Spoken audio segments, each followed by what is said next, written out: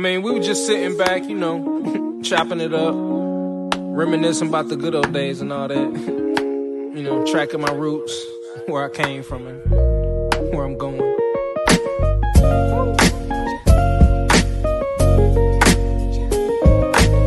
But like I say, man, always said it. It's not about the destination. Nope. It's all about the journey. It's all about the journey, baby. Ain't nothing changed but the weather. The dangling carrot that hang from the rear view. Your dreams in the past ain't nowhere near you. Backseat drivers got nothing but 2 cents. Shotgun riders too biased, they all liars. I should get an A for effort, I'm too tired. But I'm never giving up, that's why I'm kinda admired. Role model, like it or not, I gotta play it. Sugarcoat the rhyme sometimes, but still say it. Said I was quitting at 40 is just a fib. I'm still a kid that's wiping the food off of my...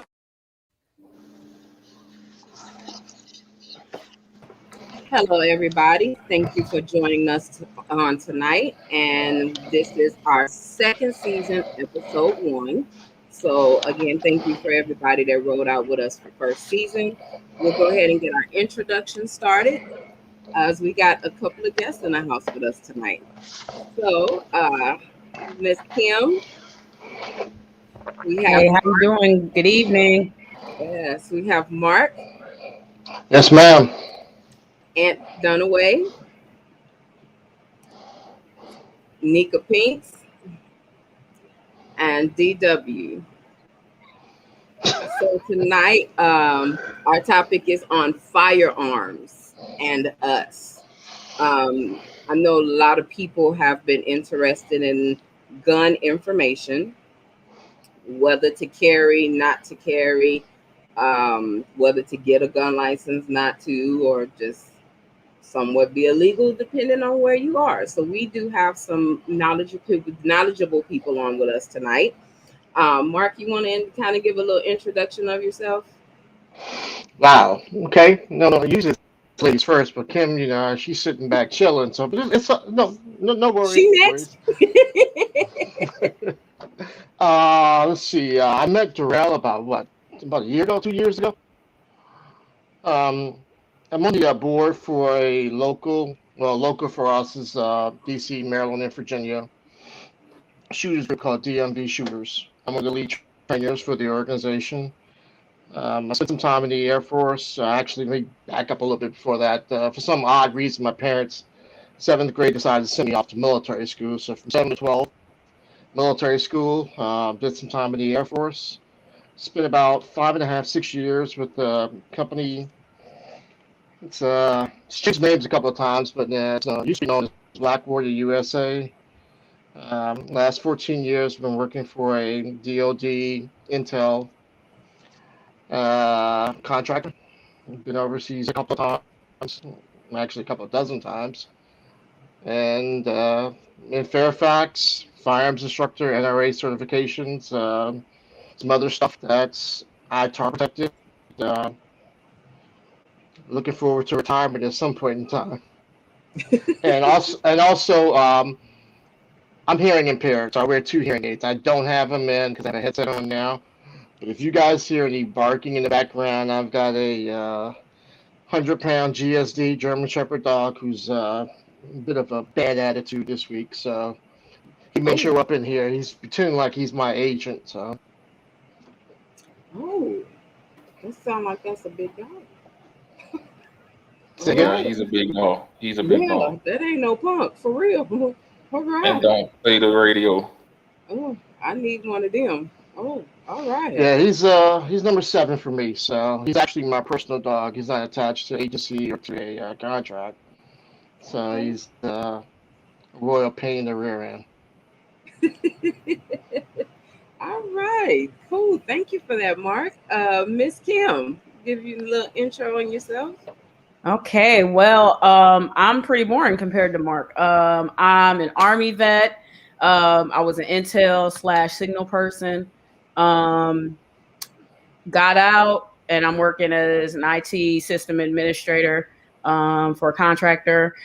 I have been shooting for 20 years, but it doesn't sound like I mean, when I say shooting for 20 years, I just mean like military shooting, like not the cool stuff.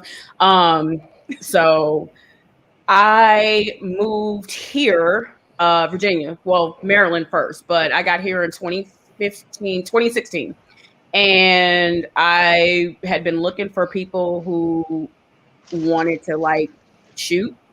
I met Dennis, who is another member of DMV Shooters, and I joined, and I've been working with Mark, and who probably wants to kick me on occasion, Dennis, everybody, like, it's just a really, really, really, really good group of people. So I feel like I found my second home. So I'm like finding my passion for firearms again. So, and it's strictly because I met these folks, and they are just a great group of people. So, yeah, so I was honored to be asked to speak here tonight. So I don't have a cool dog. I have 3 dogs, which is why I'm into firearms, because they're not scary at all.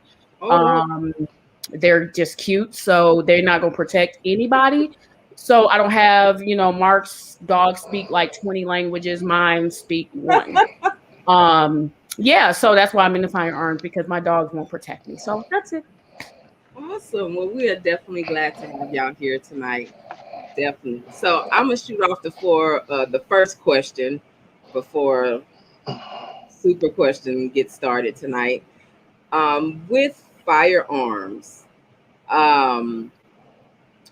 what age do you think is an appropriate age for a child under 18 to start getting acquainted with a gun? Wow. Well, point of reference, my parents, I was an child. Oops. My dad was 55, my mom was 40 when they had me. So I only intro that because my dad was born in 1912. So I grew up old, if you will. So we had a couple of restaurants in DC, and at night, closing out the restaurant, he would have me at 25. So I probably started, quote unquote, carrying about 7 or 8. But I also was going through Boy Scout training, merit badges, having him ship me off to Rocky Mount, North Carolina every summer for cousins and hanging out on the farms down there. So if you were to ask me that today, in today's society, with how we generally view firearms, it's really dependent upon the parents and the maturity of the child, how you introduce it to the child. Because back in the olden days, my days, 60s and 70s, we were riding to school with shotgun rack in the truck because you were going to hunting at 3:15. Kids today, I mean, I've seen things where a kid had a Pop-Tart and he had it chewed it down so it looked like a gun, and was suspended from school for a couple of days for that. So it's a different climate and atmosphere. So it's really dependent on the communication between the parent and child, and then also understanding that child has a certain level of maturity, not necessarily to handle a firearm, but also to know when to talk about firearms and when not to talk about firearms. Because there have been cases where pediatricians have asked, children, does mommy and daddy have a firearm in the house? And to me, that's none of the doctor's damn business. But those questions are now being pushed forward by JAMA, Journal of American Medicine.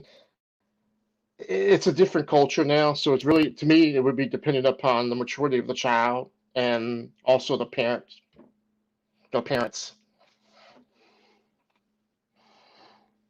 And Kim, your thoughts on that? Pretty much echo what Mark said. So growing up, I grew up in Chicago. So my dad was from Memphis. So it was not uncommon to, he had like 5 or 6 firearms in the house, mostly long guns because he would go hunting. So I started shooting. I think I shot my first gun at like maybe 10. But it was strictly as a tool to go hunting. So I mean, I grew up with them, but they were locked up. So it wasn't like, and it wasn't anything we really talked about because with the way I came up, we didn't really talk about guns like that because we were still of the age where if we have a problem, we still kind of duke it out with our fists. It wasn't, it was we not friends on Monday. Tuesday we might, have it out. Wednesday, okay, we kind of like each other a little more, and then Saturday we best friends. So I just, it's hard to kind of connect this day and age. It's very, very different. So I just, like I said, I have to echo what Mark said. It depends on the child, mature level of the child, and the parents, if they really feel like they're ready. I see a lot of my friends who have kids and they're teaching them at 6 and 7 years old. But also they're not Black. So that is, and these are, I mean, that's a little, that's a whole nother conversation to have. But I just see a lot of people around me that grew up and they're like, oh no, firearms are taboo, taboo, taboo. But yet I have people I went to school with, I've been shooting since I was 6. So it really just depends on, the family and what they believe and how mature the child is, honestly. So let's hit on that. Like you said something. You said the folks that are steering away from guns are Black. Why is that? Especially in this day and age, when it's so accessible, everybody can get a gun, and 2, with everything that's going on, not only Black on Black crime, but just being able to defend yourself. Why aren't we picking up arms like everybody else? For me, like I said, I don't know how Mark is, but from my standpoint, it was what I saw coming up. It was like I said, it was taboo. It was like, oh, only the police and gangbangers have guns, and it's like, what? And it just seemed like they weren't very. It just wasn't a common thing. And I'm not so sure why it is so taboo in this day and age. Well, now maybe I can kind of retract that. I think people are getting into it more, but there's also that fear. Because I still have the fear. I've served and carry, whatever. I still have a fear of carrying because I don't know how somebody else is going to see me, if they're going to see me as a threat. So I feel like there's an element of fear as well for people, and not, with all these shootings and things going on, people want to protect themselves, but at the same time, they don't want to become victims because somebody else is like, oh my gosh, you have a firearm, I'm going to call the cops and get shot. I mean, I know that sounds extreme, but that is actually when I was in Colorado, when Philando Castile got shot, I stopped carrying. I stopped carrying. I was licensed to carry. Colorado's an open carry state, but I did have my concealed license. The day he got shot, I stopped carrying, and I started. It just put a level of fear in me that I never had before, and it was just like, oh. So I just think a lot of it may come from, just fear. I think there's a stigma that's applied to anyone carrying a gun, and there's a duality that's applied to African Americans versus other folks. Now, what's the root of that? Is it ignorance, meaning just not familiar with the nomenclature of firearms or carrying or licenses, etc.? Is it only having or only consuming what Hollywood or TV has shown us? I don't know. I will say that I've been in areas, NPEs, non-permissive environments, both stateside as well as outside the U.S., and I've always carried. It didn't matter to me because I made a commitment to my wife 20 years ago that no matter what, I was coming home. So after 4 times being shot, I've made sure that I've kept that promise. I also worked 2 years as a police officer, so I kind of see both sides of that spectrum. I get chastised, or guys, some of the guys in the group always want to challenge me shooting, and it's cool. It's just a little testosterone thing, if you will. But I also get chastised because I carry a full size SIG 226. Um, this weapon. This weapon actually is 17 years old. And my wife complains that that gun is in my pants more than she is. So it's I carry this. I carry this full size weapon. I've carried it. That weapon has been in Iraq. It's been in Afghanistan. It's been in a couple of African countries and a couple other places I don't talk about. It's interesting when we talk about the legality of carrying and how African Americans are introduced to firearms. And Kim, and I think Darrell's probably heard this either in the chat or heard it from me verbally. Is I've been doing this for maybe about 22, 23 years. And if anybody takes a training class that looks like us, I'll shoot that class with them. I'll pay room and board, pay for the class, have my own ammo, and I'll shoot it with you. And the reason I offer that is because 15 or 20 years ago, I got the nickname when I was down in Moyock, which is where Blackwater is, as being the exclamation point, because I was the only brother there. So I was the black guy, and I'm talking about I never saw any black women down there. I saw a couple of brothers, tier 1 guys, and that's it. So I know what that feeling is when you walk into a training course and you're the only person there that looks like you. And it can be a little intimidating. I mean, taking a training course regardless is intimidating. Taking one when you walk in and you're the only person that looks like you there, that can be a little uncomfortable, especially if it's if it's more than a day, because you're spending the night in the barracks, you're spending the night in the lodge, or what have you. It's an uncomfortable feeling. And so I don't know if it's one of the things that DMV Shooters has pushed is folks to go out and get training. And I'm going to mention training, and then I'm going to let Kim jump in. I'm going to put Kim on the spot here, unfortunately, and I'm going to preface it with this: Kim shoots better than Kim believes that she can shoot, and she's harder on herself than she needs to be. And I hope she understands where that's coming from. That's coming from somebody who's been in a two-way range, where bullets have come this way and I've sent bullets that way. So we really push people to go out and get training. And I'm not talking about, if you're going to start at a square range or the range shooting a paper target, and both of you the target's looking at you and you're looking at it, and the target's looking at you, you're looking at it, and that's it. But you need to move out and get into moving and shooting, because that builds your confidence. And I say all of that is because, a lot of times folks get a new gun, they get a carry permit, and the first thing they do is, okay, somebody sees my gun.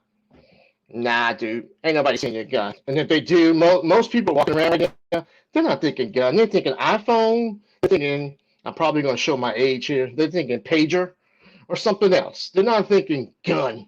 They're, and you're sitting there, you're moving it around, you're causing them to look at it.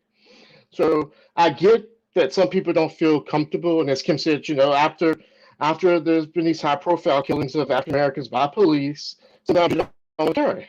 I carry anyway because I'm going home. So Kim, how do you feel now, based on the little bit of training that you had with Uncle Sam, basic training, AIT, deployed outside, Afghanistan, and then coming home and then shoot their paper targets versus the 2 or 3 classes that you've taken in the last, I want to say, 12 to 14 months? And how does that impact your confidence in carrying and your understanding of the legality of carrying in the state of Maryland? I'm sorry, you're in Virginia now. So you're Virginia. Yeah, I'm Virginia now. So like I said, it's so interesting because me taking these classes, like I said, it's kind of reignited a passion that I just didn't even realize was still there. I loved, when I was in the military, I loved range day. You couldn't keep me off. I mean, I was ready to go. I'd be out there. I mean, we'd be out there hours anyway, but that was just my thing. I just love to shoot. And, I've been deployed, gotten mortared, gotten shot at. I think I've shot my firearm a couple of times. And I'm like, well, when I say firearm, we had M16s and M4s. And for some reason, I tended to almost kind of black out, kind of do that Men in Black thing, where it's like you kind of forget and you just kind of, keep moving. So I'm like, okay, I'm in civilian life. So I don't have to do that anymore. And I kind of got a little complacent. I was like, oh, okay, no problem. I was kind of carrying a little bit. And I'm like, no big deal. And when I moved here, I couldn't have, and all the places I worked, I can't carry. Most of the places I lived, I can't carry. The whole reason I even got a firearm was because I ended up having an ex that ended up being a stalker and threatening to kick in my door. And so when I called the police, me thinking, now growing up, even though I grew up in Chicago, we had a good relationship with police. We were still on that name basis, first name basis. Hey, how you doing? They knew us. And when the policeman came out and I gave this guy all his information, name, social security, all this, and that. And he told me, well, there's nothing we can do.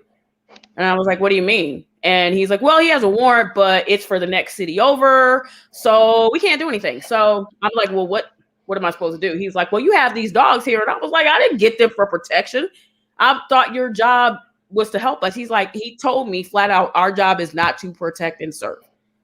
And since that day, I was like, okay, no problem. And that day, the next day, I started becoming more serious about carrying. And I started getting firearms and I started getting a little bit of training. Now, forward that kind of to here, I was kind of going to the range and I'm like, oh, okay. Yeah, paper targets fun. Yeah, okay. I took a class with Will, whose company's called the Gladiator Guns. Outstanding class. And it kind of was like, okay, it brought back that old training and that old, okay, we got to move. You're not just shooting paper targets anymore. You actually have to maneuver and learn how to shoot again, learn how to defend yourself, learn how to just, do different things. And then that led me to take another class. And the last class I took was with Hank Hayes. His company's called Intuitive Self-Protection. And another outstanding class. His class was so real, I got triggered. I hadn't been triggered by anything in years. Because we're taught, at least my side of the Army, we were taught to suppress our feelings, suppress our emotions. It was, you cannot show emotions. You got to put that on the back burner. So for so many years, I'm like, all right, my emotions are on the back burner.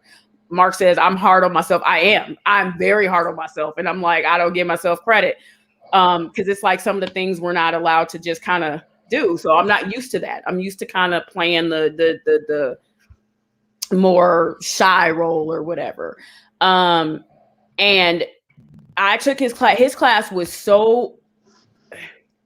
it was triggered. And I'm not a crier. I literally was in tears because it was that real. His class was that real. And it brought back that feeling of being shot at, being mortared. And it was overwhelming. I was in there shaking and I'm like, I literally had to go to the corner and just get it out. And that was so, and then I felt better and I was like, all right, I'm over. Okay. Now let's go.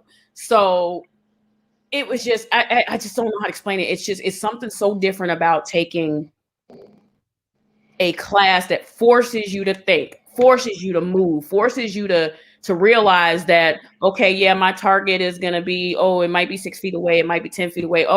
But if I shoot here, am I going to hit this dog? Am I going to hit this baby? Am I going to hit this wall and ricochet and come back on me? It's just all kinds of things. It forces you to really, really think. And so, and like Mark was saying, I came back, we were in the car and I was posting in the group and I was like, you guys need to come on, take this class. And I'm trying to get so many women out because now it's at the point where I'm like, okay, I took Will's class. I was the only woman. And I'm like, okay, that's not new to me. I was in an all There were male two in unit. there. Huh? There were two. No, the Two first sisters. class. First Okay, class, all right. Will's first class. I was the only woman. And so I was like, okay, well, nothing new. And now it's like, okay, now there are more women coming out. But I still want more of us to get in this training, and everybody will kind of sit back and be like, oh, well, this is cool. We're going to go to the range. No, I'm like, y'all need to come on, take this class. I've been harping on one of my friends to come to this class. And she's like, no, I'm nervous. And I was like, okay, I was nervous too. I'm telling you, you need to take this class. You're going to get the nerves out. It's okay. It's what you need. And it's now I'm kind of feeling like, I want everybody to experience what I experienced. You know what I mean? Because it's a level of self-confidence that you gain by knowing that you can put yourself and get through these courses mentally, physically. You'd be surprised what you can do until you do it, you know? So I just want us to get more kind of serious about our protection. I live by myself. So the average response time is what, 6-7 minutes for cops? In the 6-7 minutes, I mean, well, a lot can happen in 6 or 7 minutes. So I don't want to be a statistic. And I vowed when that cop said that my job was not to protect and serve, I was like, okay, I won't be a statistic today or tomorrow. And I told him, I said, then just know the next time you get a call from this address, you are going to be picking up a body, and it's not going to be mine. And he thought I was crazy. And I was like, no, I'm not. Because I'm not, I'm not going to be a victim. So I kind of feel a little more empowered, and I kind of want to get us in the same level of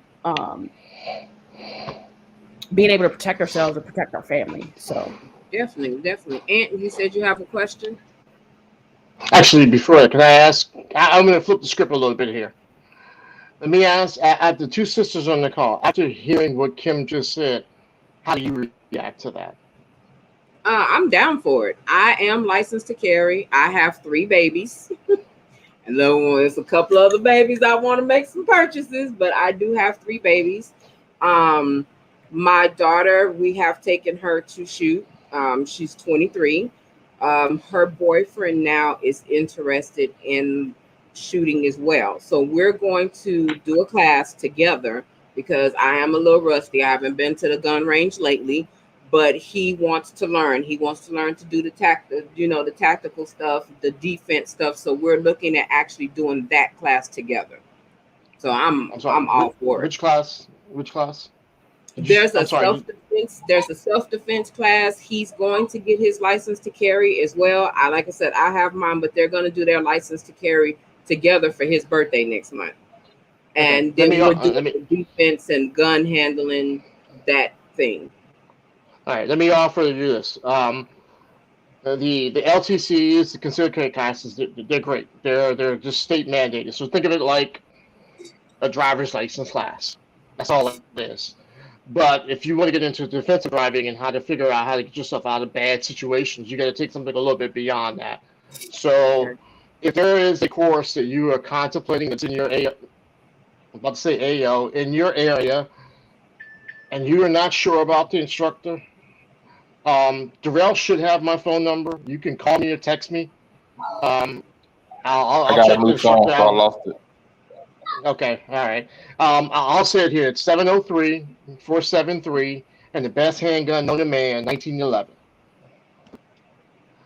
So if there's a course that you're thinking about taking and you're not so sure about the instructor, I know a lot of people in the industry, so you can just give me a call or send me a text or send me an email. Okay. I didn't mean to cut off the other sister in the blue or purple. I got bad eyes here, so I can't. It's okay. I'll be honest with y'all. Like, I have my pencil and paper. I'm trying to write it down because I'm new to the game. I ain't did nothing. I own 2 BB guns. That's all I got. If somebody try to run up in here, hopefully they'll run the other way because, something's going to have to give. But, so this is new for me. So I'm trying to gather information, trying to find out where to start.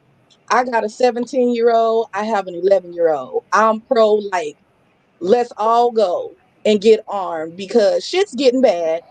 I don't want to be without nothing. And I'd rather them know how to defend our home and me also be able to defend our home, because it's getting crazy and I don't feel safe. This is the first time ever within the last few years that I feel like now was the time that I really need to get something, because alarm systems only go so far. And I feel like I need to do more than waiting on Brinks and ADT and Vivint and all them. Remember, you okay? I could be dead. I need to defend myself. So that's where I'm at and taking my notes. So Okay, again, So so let me ask y'all this. I ain't mean to cut you off, Aunt. I got to, because talking about that, I was gonna ask them, what do you suggest as somebody like Nika, who is brand new to the game, brand new to guns? What do you suggest that she gets as a basic minimum for like home defense? Now you know I'm about to. So I Uh, can't. Okay, so here's the deal. I can suggest things, but all right, it Kim, may you on the not spot, work. Kim. Huh? You on the spot here. I know, I got it. No, so honestly, I can suggest things, but what I may like and what works for me may not work for you. So, ergonomic wise, I mean, I just did this with my best army buddy. We went, and I'm not a Glock fan. I'll just say it right now. No, I'm not a Glock fan. No, but I had her try my firearms out. She was not. I'm a SIG person. She didn't like them. So when we went, she was like, nah. So she picked up a Glock. I was like, okay, well that that works for you because it's not for me. So honestly, your best bet is if you can. I don't know where you are, but if you are in an area where you can, if you have friends that have firearms, if you can get to the range and rent a firearm, you can get, that would be the best way for you to figure out what is best for you. Because what I may like and what Mark said, like he carries his 1911, that's not gonna work for me. So, and I know that. So it's like your best way is to just go to a range if you can. You can even go into a gun store and they can let you, kind of see what they have, and how it feels. But if you can get to a range and try them out, that is the best suggestion that I have for you. I'm sorry if that doesn't help. I know that you might want something else, but really, honestly, that's the best way. That is the best I can give you. Sorry, that's my ring going off. It's my ring camera's going off. You know how in spoken word they do the whole clap, clap, clap snap, snap, snap thing, and then when in church you do the hallelujah. In DMV, what we do is we say pew, pew, pew, sounding like a gun. If anybody tells you to go buy this gun over that gun, they're an idiot. I will go toe to toe with any instructor who tells you to only buy a specific gun. They're an idiot. My hand size is different than Darrell's. Did you all when I first met that brother? I'm sitting there shooting, and all of a sudden the room got dark because he came up behind me. My hand size is different than his, and I'm 6'1" and about 200 and something pounds by way of insulation. My hand size is different than yours, and anybody that tells you to buy a specific gun is an idiot. What you should be doing is what Kim said: go link up with a friend, test out their guns, see what ergonomics fit for you. You may have some people that are left-handed. Most guns are made for right-handed folks. All the ergos are generally going to be on the left side of the gun because a heavy percentage of Americans are right-handed. yeah. Here's a perfect example. I showed you all, and it's clear. This is my 226. Like I said, I've carried this for 20-something years. I trained my wife, but my wife shoots a Glock 19. This gun, my personal gun, is all metal, so it's heavy. She shoots my gun better than she shoots her 19 because the weight of the gun helps her with the recoil. But her Glock 19 is lighter, so she can shoot it longer because she doesn't get fatigued. Her arms don't get fatigued. So you have to test out about 3 to 5 guns for the ergos that fit your hand, and then narrow it down from there for what your purpose is. As a dude, I could put on a big old gun on my side and throw on a t-shirt or something over it. Women, you have different styles than we do, so you carrying a gun is a little different. So that might be one of your higher criteria or priorities, is to get something that's a little smaller and lighter. As long as you can shoot it well, it doesn't matter. As long as you are able to conceal it with your form of dress, attire. So anybody that tells you to go get a Glock, go get a SIG, go get whatever, they're idiots. Now I will say on the lower end of the spectrum, stay away from Taurus, semi-automatics. They're cheaper guns. Please stay away from SCC. I think it's SCCY. High points. High points are probably done. They're cheap throwaway guns.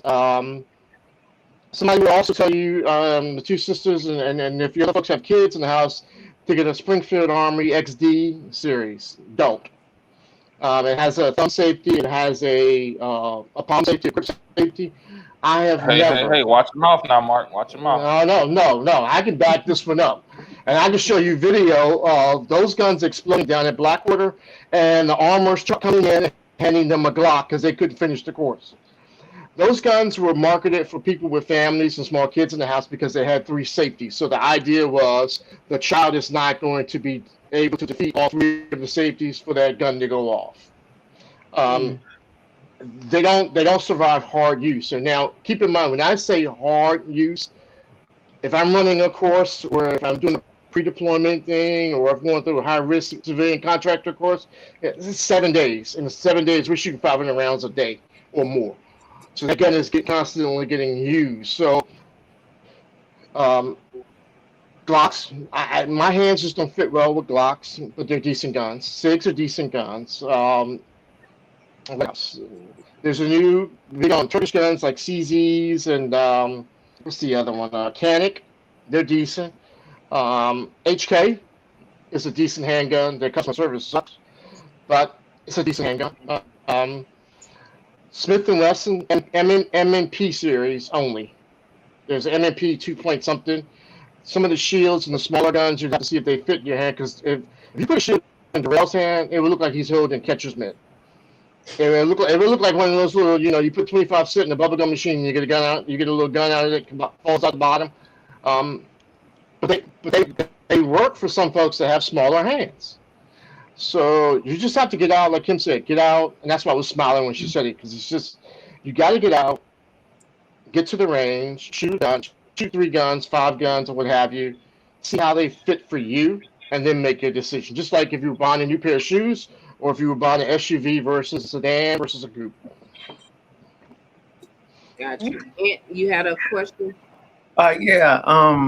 Question, comment. I'm looking at I don't know if they're still there, but where's a place where Black people can feel comfortable going to buy guns? Yeah. I've seen that. For me, being a civilian, I don't have the experience that you two both have, but I've been around guns all of my life. Like with my son, I've taught firearm safety using his Nerf guns as far as basic, not looking down the barrel. If your Nerf gun jams, what are you supposed to do? Well, Dad, I'm going to clear all the ammunition out. And, and I've gone on through there. So he's 8 years old. He's yet to actually hold in his possession a firearm. I own a Maverick 88 shotgun 12 gauge, and I own a Ruger 9mm. Because I live in California, I don't deal with the AR because they took all the fun out of that. But to address that question, me personally, when I got my guns, the first thing I did was get insurance. And I got my insurance through NAAGA, the National African American Gun Association, and also with the NRA. If you go through NAAGA, they have a section where they allow you to, depending on where you're at, they'll give you a listing of Black gun shops. 2 off top that I know of, at least in California and Florida. California is Redstone Firearms. That's in Burbank. And in Florida is Tactical 750 or 750 Tactical. I don't know if they do gunsmiths, but they do, because they do custom pieces and stuff. But those are 2 places that I know in Florida and here in California that'll help you out. But if you go to 750 Tacticals, whatever their Instagram is, there's other black gun shops owners that follow them, and that's like a starting point for you. And I just, just with me, like you explained with like with Nika, yeah, go to the range, get familiar with it, because I had a 45 and I was notorious for limp wristing, and every time I do that, the bullet would go up and come right back in. And I'm like, something's wrong with this gun. And the guy, he comes in, he'll shoot it, and it's fine with me. And that's when I learned through here, I got to keep it straight because I'm loose, so it goes up, and I'm allowing it to do its thing. So there's like, I'm a big time advocate for 9mm, 45s. I let them be, but like I owned an XD before, the time when I first started getting into guns as an adult. But I'm a lot like you, Kim. I'm not waiting for nobody to protect my family. That's just not me. And I have people in my family that I try to get them to, I'm scared of guns. But once you learn how to manipulate, handle them, all that fear goes away. But like yourself, when we all first joined it together, I explained to Dorio that one day I want to own land and have what am I trying to say? Set up my own range, and I'm going to do that here, because there's not too many places for us to feel comfortable there. And when we go over to, the outdoor to precision shooting and go shoot with them, they're looking at you weird, especially when your groupings are tight and you're looking right. And now it's like, hey, what's this ninja over here doing?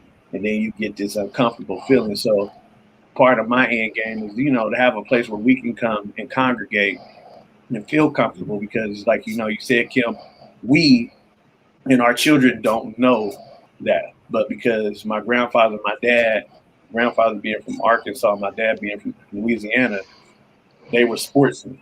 So they know how to do that stuff. And that's what I grew up, and it was kind of instilled with me. And then I didn't even really get back into it until I was in my 20s, because the competitive nature of myself, my dad is legally blind in one of his dominant eye. So he's knocking down moving targets out of his non-dominant eye, and I couldn't have that. So I had to basically see how he was doing it. And once I learned how he's doing it, I'm knocking out 8, 9, 10 targets and moving targets in a row. So we have to, I think for us, get comfortable with these firearms, get out there, and just know if you don't own a gun, you have to take somebody with you to the range, at least out here in California. But if you own your own, you're free to go on your own. But if you're going to use theirs, have somebody with you. So like Nika, you hit up Taki and you guys go together. And like he said, like Mark said, get in those trainings. Because I took a close quarter, firearm safety class, and I'm learning how to shoot in tight spaces, because that's a simulation of your house. Like my 12 gauge, it's a Maverick 88 made by Mossberg. It's not long, it's not a bazooka. It's a shotgun that I can hold, and I can move freely around my house and not worry about hitting it against the wall as I'm turning the corner.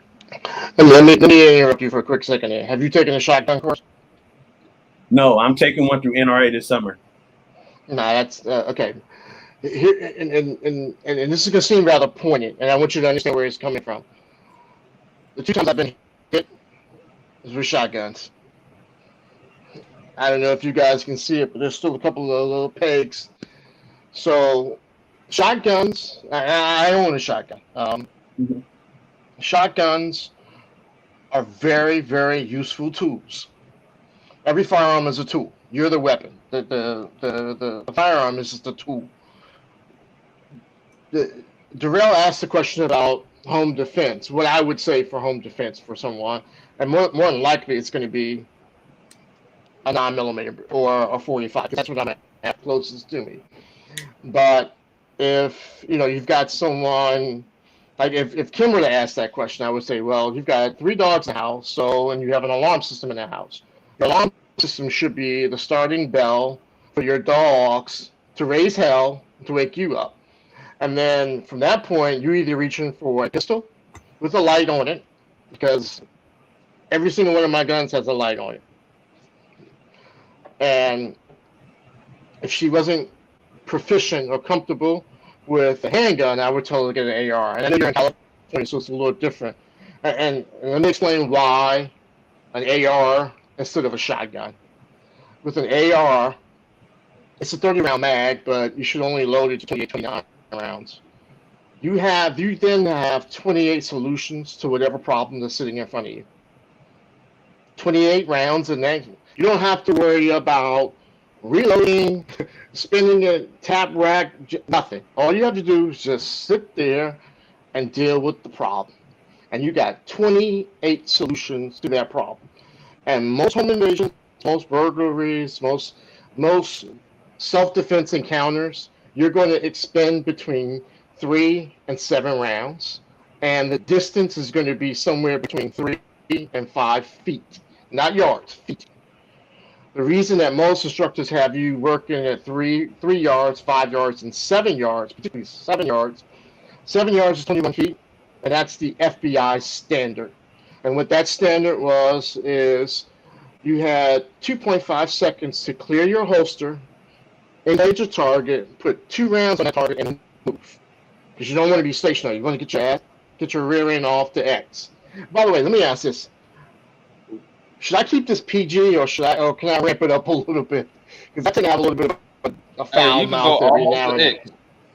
You go all the way to X. NC-17. Reason being is that my old unit's insignia is on here, and I don't know if you can see the words jaded. They're on there. So the FBI standard is for you to clear the holster, put 2 rounds on the target, and get off the X. When you start talking about working with a shotgun, most people don't take the time to train with the shotgun. And what I mean by that is your typical semi-automatic or pump shotgun. You typically have it loaded with double-aught buck or slugs. You have a side saddle with slugs, double-aught buck in the chamber, ready to go. The problem with shotguns is if you have small kids in the house or you have a spouse in the house, unless you have rehearsed what that plan is, that course of action is, that door gets kicked in at 2 o'clock in the morning, you're going to be fumbling to change out ammo. Because, God forbid, that bad guy comes in and has a spouse hostage or has a child hostage. Or the bad guy is in between you and their bedroom where that spouse is or that child is. Those pellets can't be aimed. They're just going to spread. And so you need to switch out ammo. And most people during a stressful event like that are not going to have the manual dexterity to find and gross motor skills to switch out that ammo in a couple of seconds. And might even think about it. So that's why I say shotgun is usually on the end of that list. Like, there's no kids in my house. It's just the dog and my wife. So my wife knows if the shotgun comes out, she just drops to the floor. Because I'm a little bit more precision with that. She just drops to the floor. And besides, there's nothing in my house right now that's worth me going out and being a hunter and gatherer inside my house. I mean, I have night vision. I've got armor. I've got all that stuff. You kick in my door. If you get past my lawn, you get past the dog, then I'm going to be sitting in my bedroom with the dresser blocked up against the door just waiting, and I'm going to be sitting there maybe sipping some iced tea and just waiting for you to breach that door. I'm not going to the house to find you. As long as my wife is sitting next to me and that dog, if you get past him, you've earned it. He's got to earn his kibble. I'm just going to sit there and just wait for you to breach that door. That's why I say with AR-15 or AR pistol, you've got 28 solutions to your problem. You just sit there. It's not a lot of recoil. It's not a lot of, having to extend your arms out. I mean, there's proper grip for an AR, but it's not as fine-tuning as a pistol. So pistols, just to give you some run-of-the-mill street ballistics, pistols put holes in things. Like if you see people get shot in Hollywood, all of a sudden they fall down. No, that doesn't happen in real life. This does not happen. Pistols put small holes in people. Rifles put bigger holes in people. And shotguns take chunks of flesh off of people. That's how damaging a shotgun is. But the problem is being able to contain those 8 or 9 pellets so that they're hitting center mass as opposed to going past that target and hitting something that's unintended. I wouldn't recommend, unless you're just an empty nester or you've had a plan of action that's been rehearsed beforehand. Otherwise, if the three systems on here, I would tell them to get an AR instead of a pistol. Kim knows that an AR works. I mean, she ran the carbine class, and then she mentioned Will at Gladiator Guns. His name is Will Jackson, and just to give you some background, I met Will. Will is actually a college fraternity brother of mine. I'm a member of Kappa Alpha Psi Fraternity Incorporated. Will is also spent 20 years in the 82nd Airborne, and Darrell can tell you how hard those guys run. So, and then the other guy, Hank is actually working at a facility that I used to work at. So think about what I mentioned earlier, because he doesn't like people to say where that facility is, but it's in North Carolina. It is a top-notch facility, and you will earn your chops down there. You would definitely earn. So if you're asking me about home defense, there are a lot of things that you can do right now. As soon as Darrell says, okay, this call is ending, there are a bunch of things that you can do right after this call. Go to your front door, check your deadbolt, the screws that are in there. If it's the original screws, change them out and put 3-inch screws into so it goes to the studs. Check your perimeter. Ring cameras, you just heard me say my cameras go off so I can see everything around me. Because it's important for me, because at night the hearing aids come out. I have dog hearing. I can tell you when the refrigerator turns on, but it's speech. That's hard for me.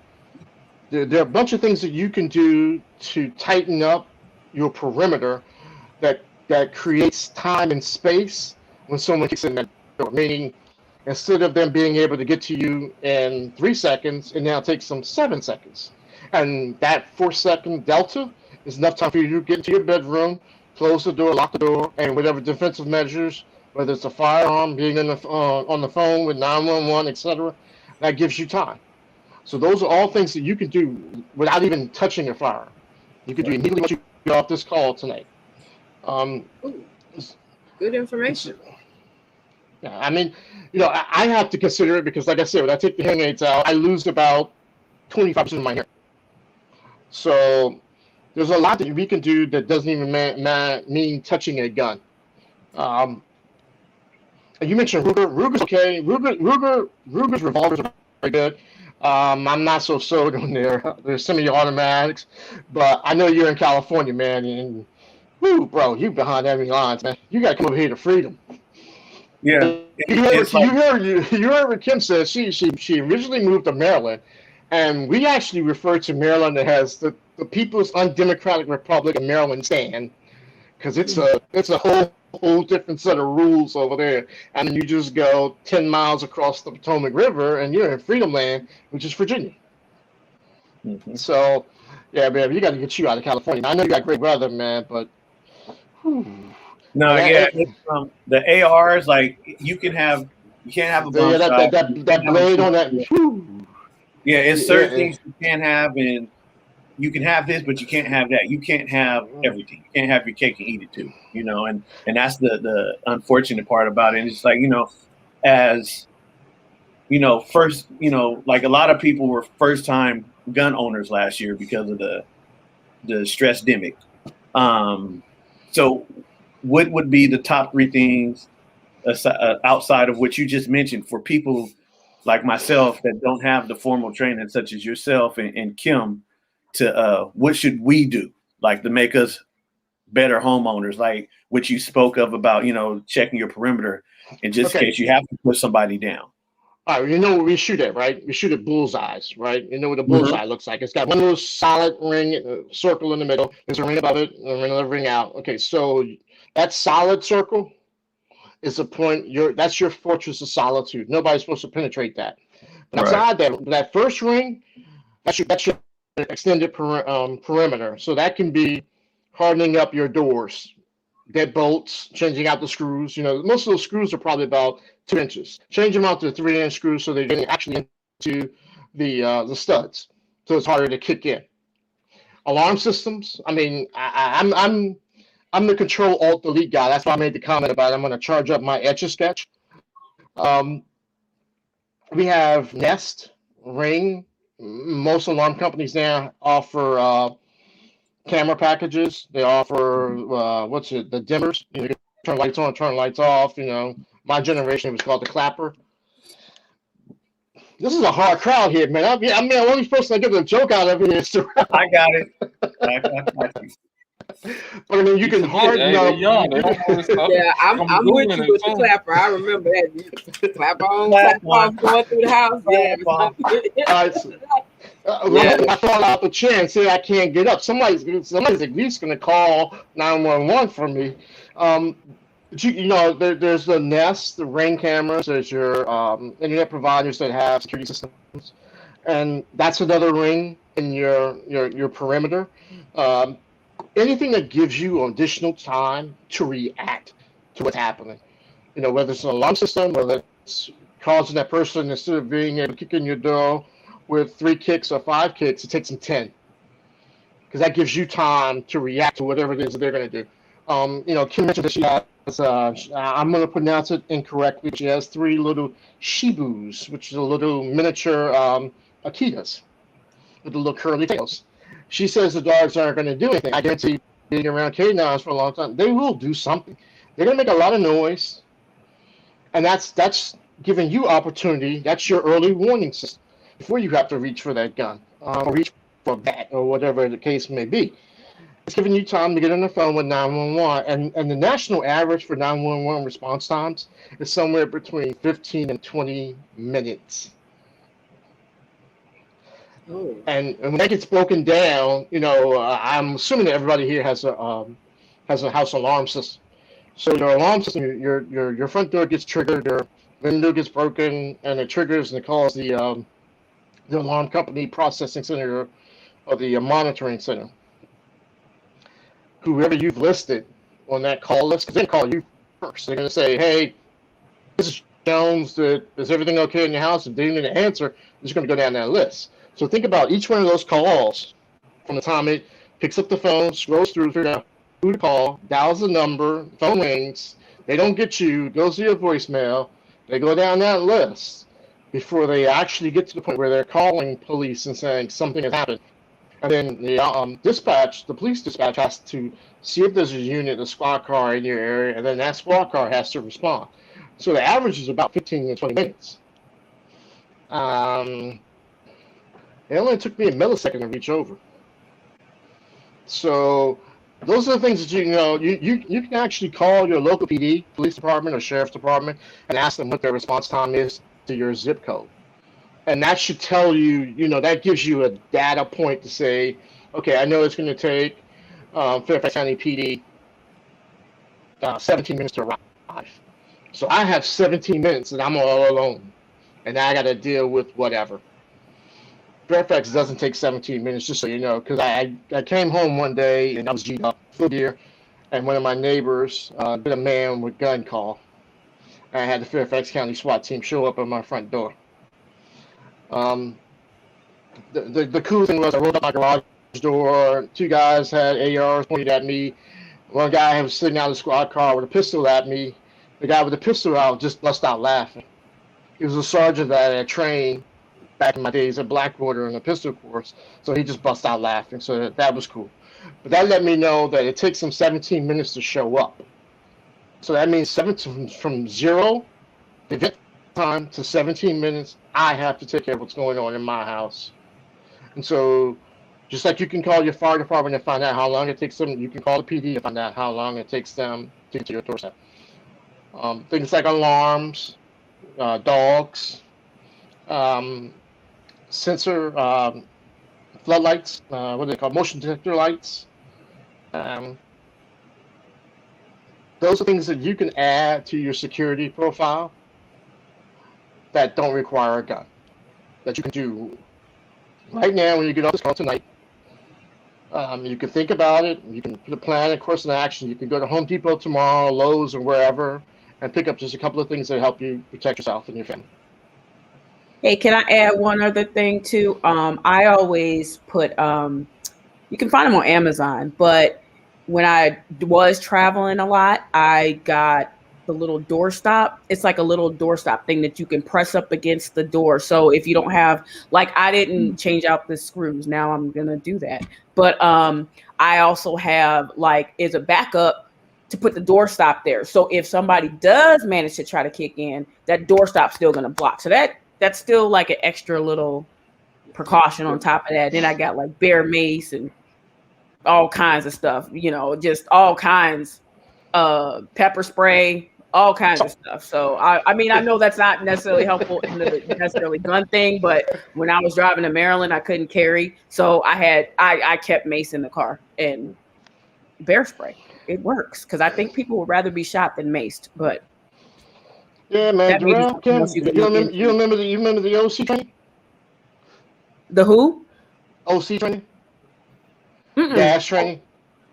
Oh, yeah. Oh, you have 15 seconds to get your mask on. Yeah, you remember that? Woo. I remember that. Did you do inhale again? There you go. Bear spray works. And if you can't find bear spray, you can go to Home Depot, Lowe's, and you can get Hornet and Wasp spray. They're not as effective, but nobody wants that stuff in their mucous membranes. And you don't even have to have perfect aim. If it gets in your ear, it's just going to irritate the hell out of you. Eyes, nose, mouth, and it's just anywhere there's mucous membranes, it's not going to be comfortable for somebody. And the good thing about Wasp and Hornet spray is that they're usually the PSI on those cans are usually pretty high because you're usually shooting up at a wasp nest that's like 10 feet or 12 feet or whatever. So you got a pretty good range on there. And those are just simple things that you can get. You may even have in the house right there. True. Very true. I know we have a question and a comment. Someone asked where in Texas could they get a gun online. I know Ant mentioned off 2 different places. I know from research as well as some research me and Shanika was doing last night, there is a black gun range that is located in Austin. Sadly, we do not have one here in San Antonio. So it looks like we're going to be road tripping because I know for me, going to the gun range here, there's one like 2 minutes away from my house. And I hate that gun range for 2 reasons. One, I don't like the sound of the indoor ranges. I prefer outside. Second, you get that look when you walk in there. You got that uncomfortable feeling when you go in there. So let me ask you this: Do you double up? Do you use plugs as well as muffs? Yes. What about electronic ear pro? No, that noise canceling. I do have noise canceling, and then I have my earplugs, and then of course my muffs ear with my eyewear as well. Yes. Okay, the muffs you can get noise canceling muffs that allow you to hear speech, but it dampens out anything above, I think it's 45 decibels, which is typically where you start hearing the report or bang. I think the brother's raising his hand. He wanted to jump in. You got to speak up, man. I only know the bad words in sign language, man. No. When you said 40, I was saying 5. Yep. For your decibels, your reading. So when you said 40, I was holding. Okay, check. Got it. Yeah, I know that feeling about going to a gun range and not, side eye. I mean, Kim mentioned Dennis. Dennis is a retired sergeant major, Army, 23 years. Dennis and I went to a night vision course up in Ohio last year. There's a place called Alliance, Ohio, and it's overnight. It was 2 nights, night vision, the goggles and everything. So we're in the bathroom about 2:00 in the morning, which is lunchtime. And one of the other, there were 13 folks in class. This and I were the only 2 black guys there. The other folks in the class were U.S. Marshals, Joint Task Force, SWAT guys. So we're in the bathroom. One guy takes off his shirt, and he's got a Nazi insignia tattoo on his chest. So I get it. I understand, when you're going to a range, that side-eye thing. But you know what? You're doing it to make yourself better. Don't worry about them. Honestly, I know it's uncomfortable, but like I said, I've been the only black guy, and then the joke was I'm the exclamation point at the end of the sentence. I'm the black guy, the exclamation point. Just go. You're going there for a purpose to get proficient with your firearm. All the other stuff, I know it's hard to kind of zone it out, but we zone out so much stuff in our daily lives.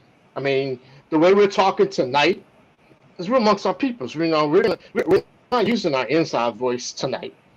But then come Monday's a holiday. Come Tuesday morning at 0900, and we go to work, or we're online on a Zoom call at work.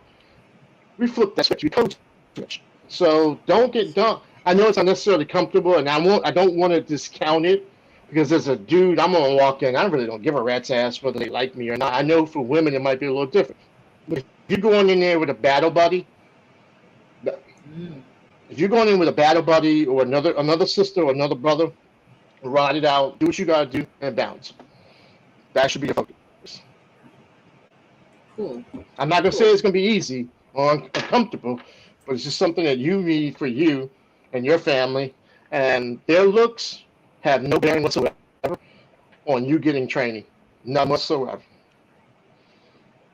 Okay, that's good. Well, yeah, that's true. Because I know now I know we have a NAAGA San Antonio chapter, and that's who I'm looking at taking our classes with. And they have a location on the side of on the other side of town, a gun range that they use and do regular classes at, as well as like a sign up night to actually sign up for their insurance that they have. Is there a preference on which is better versus the NAAGA and NRA? All right. This is Mark's opinion and only Mark's opinion. I went to GW Law School, so I don't have insurance. I've been through 2 force encounters where I had to testify why I use my weapon. NAGA NAGA is fairly new. I think they're about 5 or 6 years in the game. And this is going to sound silly, but it's just one of those personal things for me. I have difficulty getting past the acronym and how it's pronounced, because it sounds a little too close to something else for me. I'm a life member of the NRA. I know some African Americans have some issues with the NRA. I'm a life member there. I know that in the last maybe 3 or 4 years, there's been blood in the water with the NRA, all of the challenges that they've had. So I know hope I get this acronym right. It's USCCA has come about and pushed memberships as a contra to the NRA, which is good. My only challenges with them, and I don't want to skew things, my personal positions on there, because unless I know data points behind it or facts behind it, I don't like to put forth an opinion. But one of the challenges that we're seeing in this area, and Kim, if I'm saying anything that's not right, call BS. Put the BS flag on the floor. USCCA has a instructor program, and what's happening is, I know we've all had that family member, that college friend, that high school friend that got involved with multi-level marketing, whether it was Amway, insurance, whatever it was. And USCCA seems to have a multi-level marketing kind of model, meaning I become a USCCA instructor, and I encourage Kim to become a USCCA instructor so that I get a cut of what she's doing. And there's nothing wrong with that. I mean, let me be clear about that. There's nothing wrong with that if you're growing a business, because networking is networking. I mean, it is what it is. What my caution is, and that's why I made that distinction, if you're going to take an LTC class or a license to carry, a CCW, CCH class, and you're doing the bare minimum that your state or local jurisdiction requires for you to get that little card, that's cool. The problem is you get instructors who have been shooting for maybe a year or less, and they're now sudden instructors, and they're promoting things that just aren't viable. They're not real world. and that's to get somebody hurt. And you know, we all talk about whether it's a gun, a bat, a knife. It's a fight, and the operative word is fight. It ain't got nothing to do with the gun. It ain't got nothing to do with the knife or the bat. It's a fight. And so you get people that's telling you stuff to do that just doesn't jive with what happens in real life, and someone's gonna get hurt. And that's my only concern. So when you start talking, once you get the, you know, your license to carry, or I know Maryland, some other jurisdictions have a handgun qualification license or whatever it is, so you can purchase. I think California has some. You got to get, you know, multiple. You got to get the ability to own and then also to carry. Once you get there, you need to take. I'm a proponent of crawl, walk, and run. And a lot of people want to do the sexy stuff. I pronounce it, spell it SEK-C, because they want to do the cool shit. But if you can't crawl, you can't do the cool stuff. Yeah. All you're going to do is hurt yourself or hurt somebody else. Whatever everyone's occupation is, you know, if you're a nurse, you didn't just walk into the hospital and be like, I'm a nurse. If you're an IT professional, you just roll in and be like, I know computers. Let me mix up these wires. Whatever your occupation is, you had to go through some level of apprenticeship. You had to get some level of training before you reach the current station that you're in. It's the same thing with firearms. You need to get with quality instructors, and it's going to be hard to get quality instructors. It's going to be expensive, especially with ammo right now. I mean, ammo is, ooh, Lord have mercy. Oh man, it's pimping rates right now, man. So, but definitely. And one of the things you can keep your skills honest with, and this is what I'm hoping Kim does next, is to take a force on force class. And a force on force class can be, even if you didn't have access to force on force, you could do paintball. Because I don't know if anybody's done, you know, like I'm brother mentioned Nerf guns. Some of them Nerf will sticks and balls. They hurt.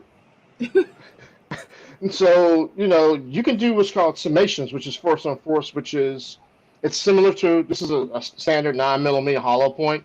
With Sims, you have a minimum amount of powder here, and then you'll have either chalk as a projectile chalk, or Gain, or Tide detergent to dry, so it doesn't stain your clothes.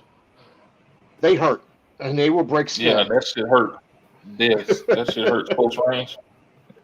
I still got bruises. Can I ask a quick question right quick? Was your question more so for training, or was it insurance that you were saying you were having a problem with? You talking about me? I forgot who asked the original question about training for like NRA, NAA. Well, Mark asked the question about my shotgun. I said I was taking a course. I'm planning on taking a course during the summer for my shotgun. Okay. Because I know as like, okay, home defense, breaching, stuff like that. That's what you use a shotgun. Like when I get something, I have to know how to use it fully. Like I have to Ruger at first, and I learned how to use that, what I can do with it, how I got comfortable with it, you know. So it was because he said that, you know, when I mentioned about that, he said, oh, I started off and let him know that I had a shotgun that I was going to take. He asked me if I took a training. I said, no, I'm planning on taking one during the summer with NRA. And then it was we kind of got lost right there.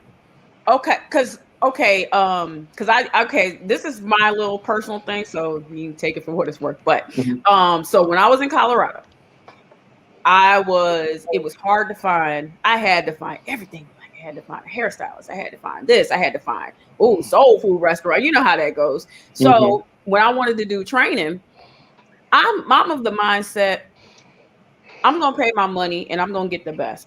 Unfortunately, I couldn't find out. Of course, I want to support, you know, Black businesses and whatever. But my thing was at the best was the NRA. So regardless of how people, this is at the time where I was at, but I'm going to go where the pros go. So I'm going to the NRA certified class. I know people feel how they feel about them and have a little backlash, but a lot of it may be hard in these times to find a Black instructor, but Will is out of Texas. Will Jackson is out of Texas. He's in San Antonio. Yeah, so y'all might want to, I maybe, can message you his name and put it in the chat because, but he's back and forth, but he's always doing trainings in Texas. Matter of fact, Texas is his home base.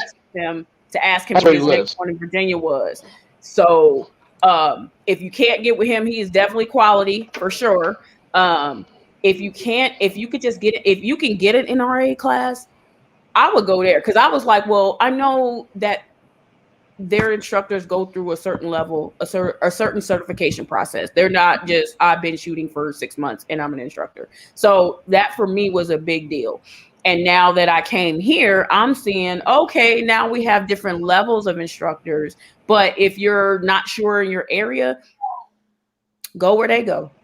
They paying for the training. They're getting the same. Hey, I'm going where you're going. There's a reason, why people they're at where they're at. Exactly. So I don't have a problem training with other folks train. Mark's better than me. The guy with the little swastika, I would have had a problem. But at the same time, I'm like, oh, he's going to that training. That means this must be some good training. We're going to the same training. I see you, you see me. So, okay, we're in the same space. So I'm going to go train where they train too. Because at the end of the day, it's going to be about their dollars. So they don't care what you're going to look like when you show up. It's going to be money. I don't care what you look like anyway. I get my training. Exactly. The training matters.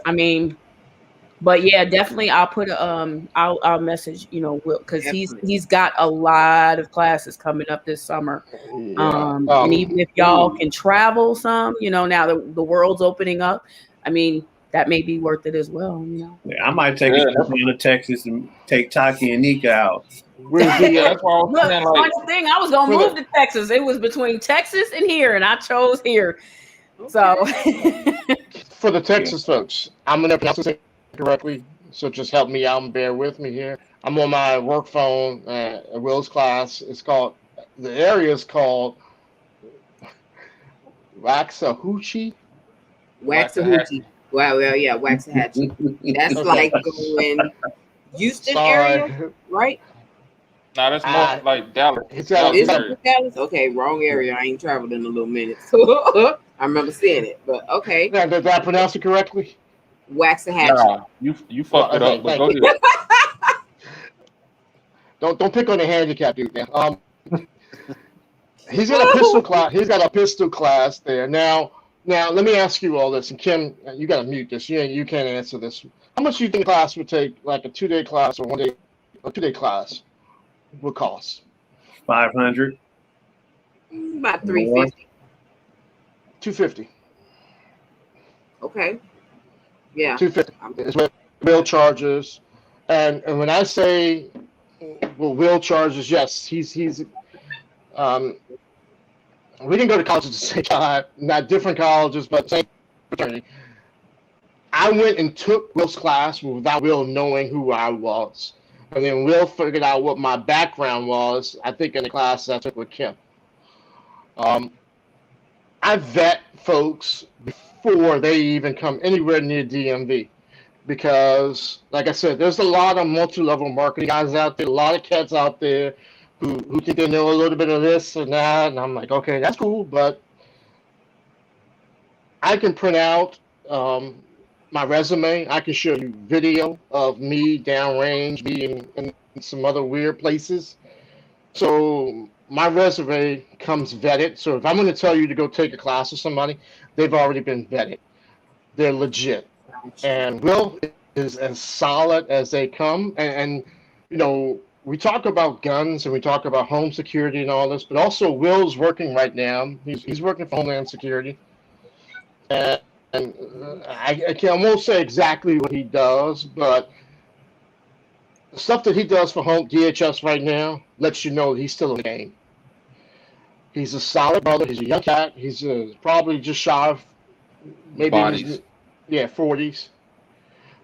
But he's a solid dude. He's in your AO. He's in your area. And his group is called Gladiator Guns, but it's with a Z. training. It's not S. Gladiator Guns Training. He's got a website. He's got carbine classes. He's got pistol classes. But more importantly, he also offers medical classes. Now, and here's the thing about medical. Show of hands. Who's been in a car accident? So now you can't tell me out of all the folks on this call right now, nobody else has been in a car accident? No. Maybe you the only one that can't drive, but anywho. Hello. Okay, well, you're more likely to use your medical before you ever have to pull your gun. Okay. So if you're taking a medical class, learning how to stop the bleed, how to care for something, is not just about a gunfight. It's also about, oh, I'm not paying attention. I got too close to the garbage disposal. Oh, I'm not paying attention. I'm driving down the road. There's a car accident. Somebody's car is turned upside down. Your medical is probably going to be more important to you than that pistol or that carbine or that. And he teaches that as part of some of the courses he does. He has shooting. It'll be one day of medical, half day of medical, half day of shooting, and then another day of shooting. I took his Stop the Bleed class. There you go. I took it. It's a good course. Yeah. And it reminds me I need to put a tourniquet and carry that joker everywhere I go. If I didn't learn anything else, I learned that, I need a tourniquet like in the car. Like I didn't think that was like part of my actual like emergency kit. I don't know if y'all have one in the car, but I definitely, yeah. So he's got a legit, that Stop the Bleed course is legit. So yeah, it's what's it, ACH? Advanced hemorrhaging. Yeah. Well, he's got that course. If you go to his website, I know there's two people in Texas, right? Yeah. And then Cali, and then Darrell. We ain't gonna talk about where you met opposite. Yeah. For Cali, okay, there's an organization training facility called Tactical Response. Mm-hmm. James Yeager is the owner. James Yeager is Dolomite. It's a white version of Dolomite. His personality is up here. James Yeager got into a little bit of a scrap over in was working for a government contractor called Edinburgh. It's a British contractor in Iraq. And Darrell, I think you and Tim might got into a little skirmish on what's called Route Irish, which was the Green Zone to BIA, which is Baghdad International Airport. Outside of the personality, Tactical Response has an excellent pistol course. They come out to California. I just don't remember what part of California that they come out to. And one of the things that you learn in that class is mindset. Mindset has to be your number one priority before you ever reach for a gun, you ever reach for a knife. It's got to be about your mindset. And they go through probably about half a day going through mindset and then also the legal ramifications of when you pull that gun, what happens then, and then what happens 5 minutes after you pull that trigger, 5 hours, 5 days. And so that's all important because naturally, if you ever have to pull it, you shut the hell up until your lawyer gets involved. But Tactical Response says they come out to California as well. They're pretty solid. They're more advanced classes. I'll leave that up to individuals' personal taste. Yeah, I'm looking at them right now. Yeah, I know they teach in California. I'm just not sure where. One other thing that you can kind of cheat on getting instruction as far as vetting is check for places near active military bases. Okay. Because Kim and Darrell, and I get this wrong, chime in, because I spent my time at Lackland. You go through basic, and you go through AIT, and then you go off to a specialty. And after that, unless you're in a combat zone, you're not pulling the trigger. Unless you're going to do a fit rep or doing qualifications. So a lot of times Soldiers, Marines, airmen, etc., will go outside base to get training, and it's usually closer to the base. But you just have to make sure you're vetting folks, the instructors, or the courses close to the base. Check with if you have any relatives that are in local PDs or sheriff's department. Find out where they're getting their training. Because a lot of times, most local PDs and sheriff's department, they go to the range twice a year, maybe once or twice a year to qual, and that's it. Because there's no training budget. So find out where they're going. That can keep your skills sharp. So, okay, I'm gonna hit you over the head. I'm finna tell them how we met. So how we met, like he said, it was a DMV shooters event at one of the local gun ranges, and I didn't know nobody. So what I started doing, I started ear hustling. So at this time, he was teaching Kim how to tighten her shot group, and I'm just sitting there standing behind him, like he said, literally standing behind him, watching. And just from the little bit that I saw, her shot group tighten up. So my question is for the basic person who's first time with the gun, trying to learn, what advice can you give them on firing for one and tightening their shot group? I'm sorry, what was I heard? What was it? And tightening the shot group. Tightening shot groups. Okay, all right. Do we have any medical folks here? Medical? Okay, perfect. All right. So, medical person. What's your name, brother?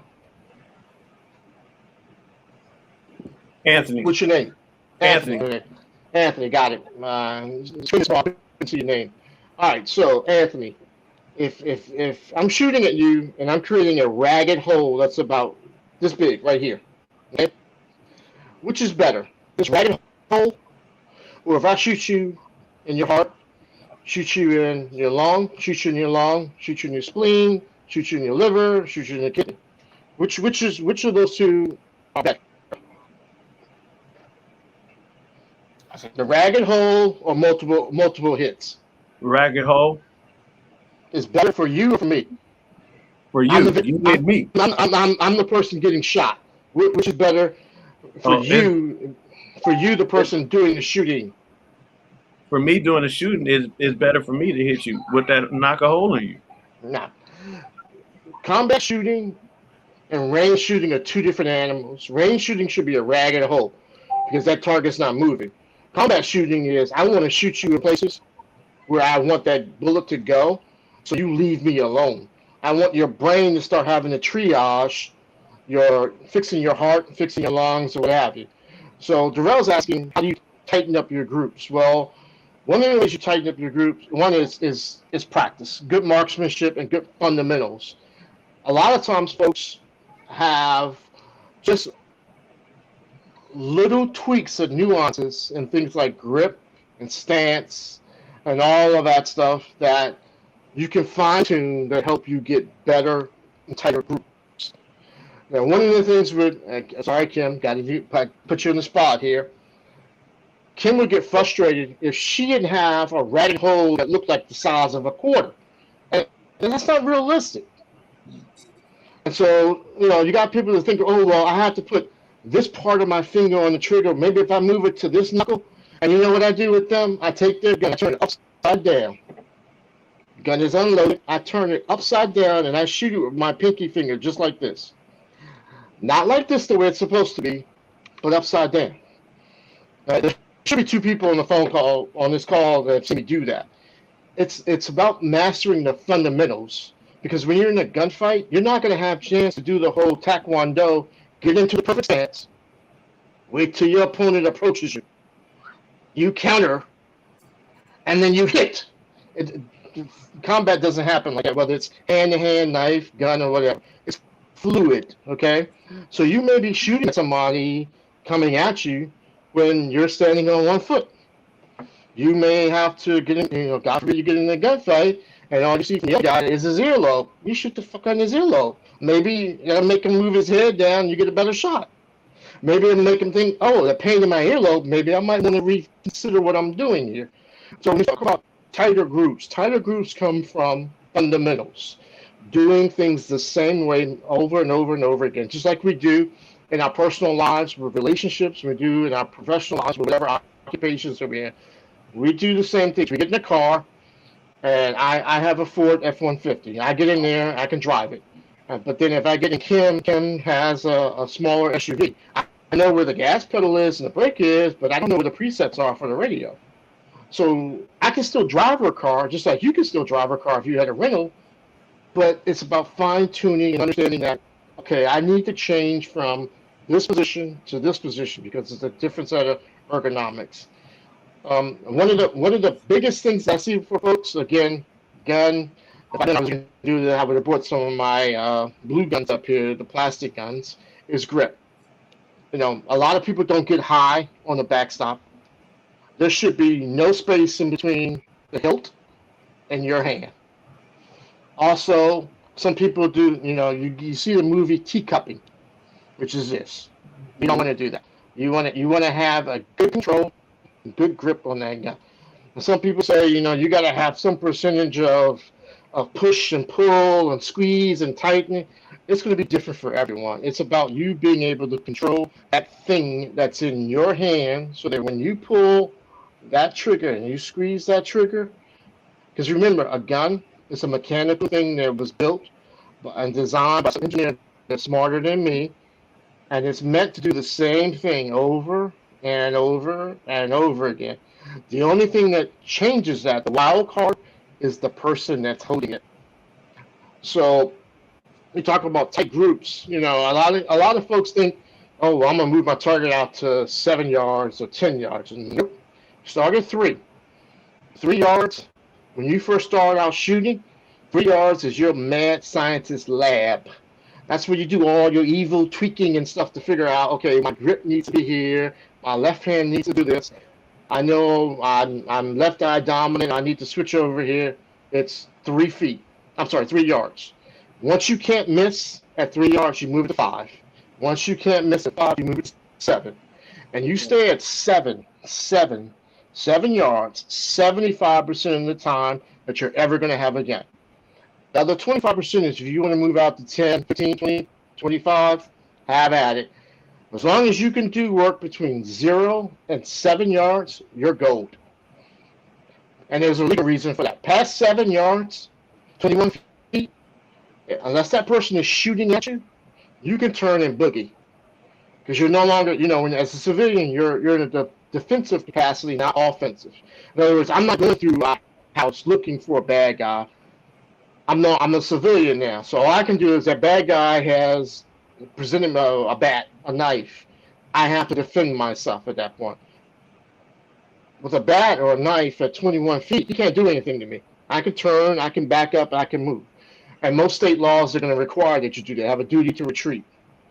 So getting back to tightening up which firearm should you get, it goes back to going to the range get a battle buddy or a range buddy that has firearms, either renting or borrowing their firearms to see what works for your hands, not theirs, yours. Because you're the one that's got to shoot it. You're the one that's got to train with it. And if it doesn't feel comfortable to you, this is going to be a paperweight collecting dust. Tighter groups, Kim, sorry, you can't let yourself get frustrated. Okay, don't set your expectations beyond. Be reasonable about your expectations. In other words, if you're shooting at 3 yards, and you're getting a group right here, that's about 3 inches, you're doing great. If you start to stray from that, set the gun down, take a deep breath, walk around the block, whatever you want to do, just step away from it. Come back to it. You know, shake it off and come back to it. Don't let the person that's shooting to the left of you and to the right of you gas you up that you got to do X. No, you're there to do what you need to do to protect yourself. All that other stuff is BS. Don't even worry about that. Start at 3 yards. When you can't miss, move to 5, move to 7. And then, like I said, your groupings will tighten up after a while. Because ultimately, you know, when you're in an indoor range, you're going to be shooting at paper. It becomes a whole different animal when you move outside to a dynamic class, or even if it's just a crawl, walk, run class, when you're shooting steel. Because remember, the typical human male is about typical, not me, because I got a little bit of winter insulation going on here. It's about 12 by 18. 12. That's a big piece of real estate to hit. I mean, because ultimately, yes, you want to do center mass. When you start getting into combat shooting, they tell you high thoracic, which is a center mass is here, high thoracic is here, which is above. So just think of the number 8. The bottom 8, center mass. The top part, circle of 8, is upper thoracic. Upper thoracic is because there's more stuff there. There's your central nervous, your spine, central nervous system, your lungs, arteries, veins, and more damage. But when you're shooting a steel target, if you hit that last sliver on the bottom right corner, it's still going to ring. So take that win and figure out, okay, maybe I need to give them another little solution. Because, you got plenty of solutions. That's what you want to do. You're not trying to hurt the guy or kill the guy. You're trying to solve the problem. Yeah. So your groups will tighten up as you get more proficient with it. All of us learn how to ride a bike at some point in time, right? Can you get on a bike tomorrow and do 10 miles on that bike? You might not fall off, but you might have to take a couple of stops along the way. It's the same thing. Shooting is a perishable skill. Once you learn how to do the fundamentals and you master the fundamentals and stay away from them bullshit instructors so that somebody else doesn't have to come around and unlearn, teach you to unlearn what you were incorrectly learned, you will do fine. I'm shutting up and let Kim talk. Kim says she'll have nothing else to say. Well, we are at this a little over an hour and a half. This could actually be a second episode, which is crazy because there is so much information. But we're gonna go ahead and wrap up, and we definitely think Mark and Kim, there's so much information. I seen Shanika is over there super writing.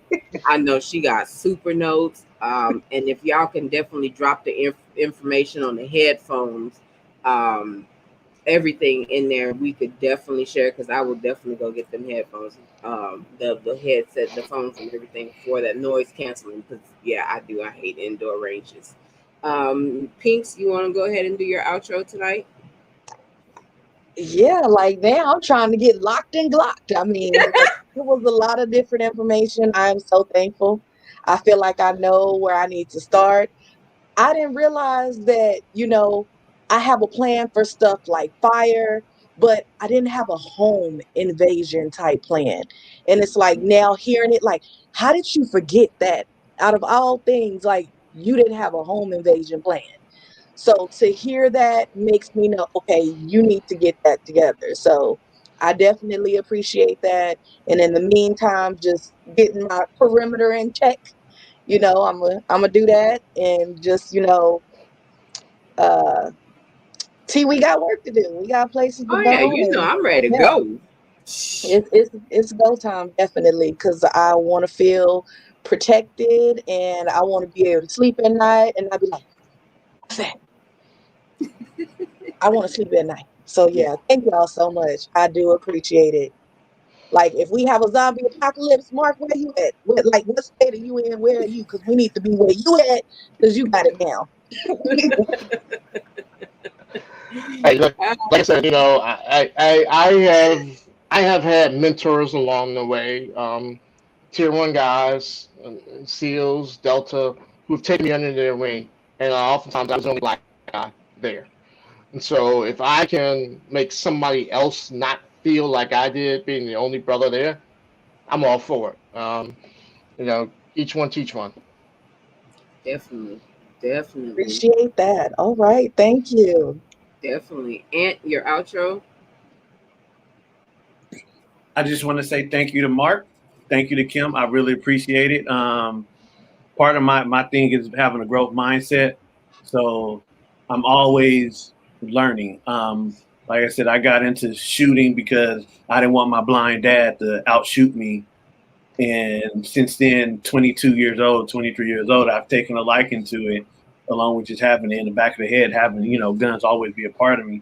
But to know that as far as a sense of direction, taking in these gems that you guys, you both dropped on us, it helps me as far as like being more competent and confident when I get ready to make my move during the summer to learn how to do stuff. And then, and I'm a person who believes in paying dues, and I don't want to be a first off experienced trainer. I believe in apprenticeships and all that other type of stuff so I can get there.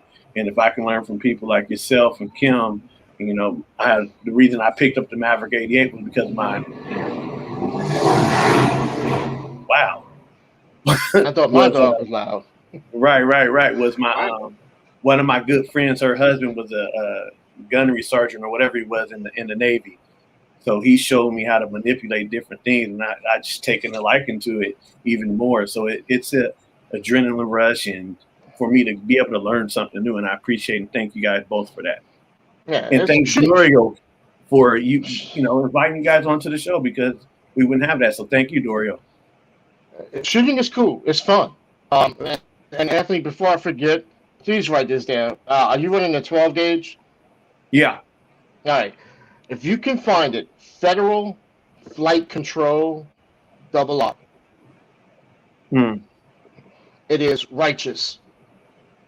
And what I mean by that is at 3 yards, it's right here. At 5 yards, it's right here. It's a very tight grouping ammo, and it is righteous. I mean, I think it has the same fist size spread from 3 yards out to about 10. And it's called Federal Flight Control, and it's righteous, brother. If you got that, you feel a lot better in your home having to deploy that shotgun, because with regular double aught, you're going to get about anywhere from 8 to 12 to 14 further out you go spread. But with that flight control, it's righteous, man. Okay. Yeah, because I have Federal. I forget what it is. I think they're Bird. And then I also have stop. Full stop. I gotta stop you there. Bird, do not use Bird. No. Yeah, I don't run it through it anymore. Yeah, but Bird shot is like putting grits in the gun, and it will bounce off of stuff. You want get the flight control or Milsurp. And I learned that. But I also have Magnum rounds too. Okay, man. Just get the flight control, and trust me. You put a couple of rounds of that on paper, you'll see it, and you'll be like, the light bulb will go off. You're like, okay, that's what I need for the crib. Okay. That's like having the hot sauce in your pocket when you go to the cookout.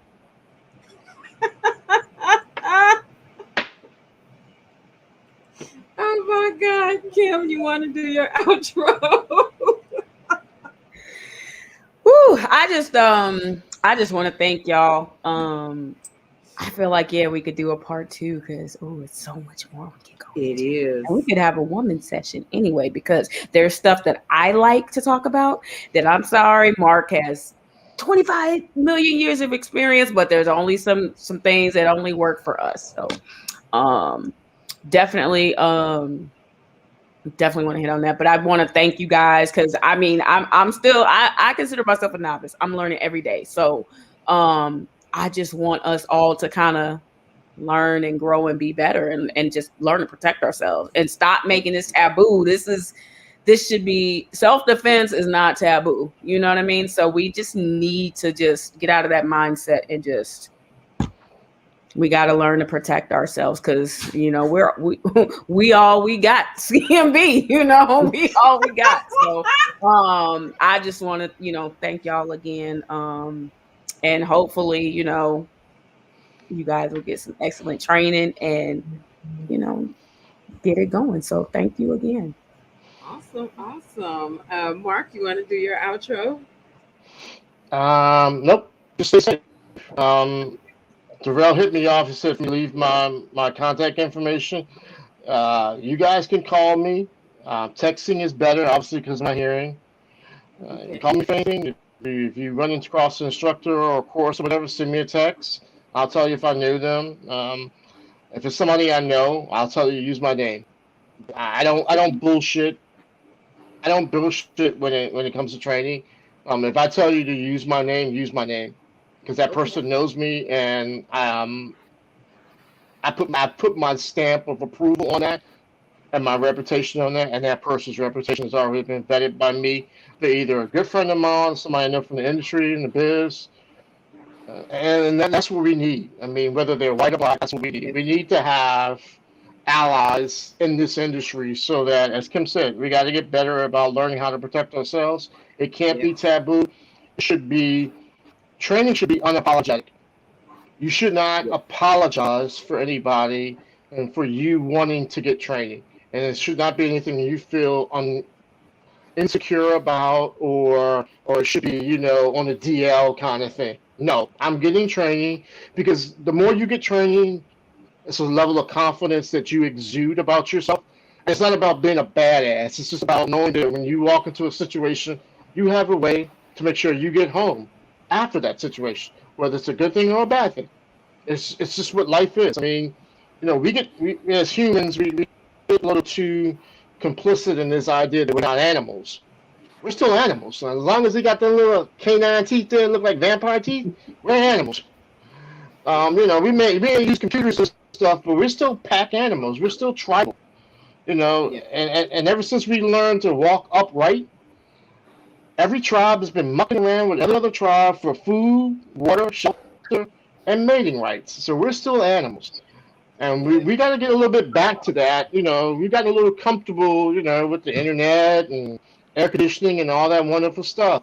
But self-preservation and self-defense, it should be unapologetic. You just need to do whatever it is you need to do to feel safe. And that could be you taking a pistol class once a year, or that could be you taking a class every month of the year. It's what you decide works for you. Yeah, definitely. Loved it. Mr. Randolph. All right, first and foremost, I want to thank Mark, Master Yoda, and Kim for coming on. Though, like I said, that man right there is a beast when it comes to firearms. He, like, just ear hustling, my game has went up, and that's crazy. Just from ear hustling. So I can only imagine if he took the time out, if we really linked up and went through it, what could happen. Next, I want to give a shout out to my son's school, Virginia State University. I told you, every week a different HBCU. So this week, Virginia State University. My closing thoughts. Let's stop with the tabooness. Let's stop with the old guns is for gangsters mindset. Because back in the day, with the Black Panthers came out, they talked about defending ourselves, being able to defend yourself, and they did it. Like, they walked the street with a shotgun. Do we have to get to that extent? Maybe not. But we should at least have the basic knowledge and the being comfortable. I was about to make up a word, comfortability, but being comfortable with using firearms. If you see a firearm, you're not like, oh, let me go the other way. So, and like Mark said, stop being afraid. If you love firearms, be proud about the shit. Like, yeah, you want to shoot, go shoot. You shouldn't have to. It's like, oh, I think I'm gonna go shoot by myself. Nah, it shouldn't be like that. I started my stuff started with just a handgun, just for shits and giggles. Now I got damn near 20 weapons. It's just how it evolved. Now Mark he gonna cuss me out because all he says, all you need is one. You don't need 20. All you need is one. But that's my hobby. That's my pleasure. Okay, 2. That's my pleasure. So again, people, let's do it. Like they said, we all we got. And that's all I got. Definitely. In my closing, I definitely want to thank Mark and Kim. Y'all have hit me with some information. I'm off to buddy up with my bestie and go on and get her on out to the gun range. We had talked about it before, but we gonna make this a family affair with my kids and with my bestie, and I mean, get it. Yeah, we just getting started. My dad actually as well. So definitely looking at going ahead and progressing and growing in that area and becoming more knowledgeable on that, and y'all have just dropped so many gems tonight that it is crazy. We're gonna have to look into a part 2 for real, because I know we haven't scratched the surface. Hold on. Hey, Mark, can you get Dennis on too? Yeah, man. I gotta corral Dennis, man. Dennis has attention span issues. He's look. Dennis is my buddy. That's my battle buddy. Like I said, he's retired, and Dennis is got that retired income. So he's got. If you think Darrell has 20, Dennis probably has about 40 or 50. But getting him on and keeping his attention focused, that's going to be a challenge.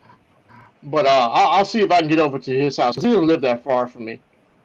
Okay. Maybe I'll just corral him in and get him in. But he's going to come with a wealth of knowledge, and it's going to be straight, but no chaser. It ain't going to be no Kool-Aid. It's going to be pointed, and that's how he is. That's how Sergeant Pruitt. Solid dude, though, man. And that's really what we need. We need those people, our people, that can give that knowledge to help break that taboo and the stigma on the handguns. We need that. We probably don't see enough of us with guns versus the gangsters or the thugs or some, vice versa. We need those more positive images to be able to move forward and definitely break it. And keep in mind, those gangsters and thugs carry around high points. That was a joke. That was a joke. No, but high points work. Don't sleep on them. They work. They just don't work consistently. Right. Yeah.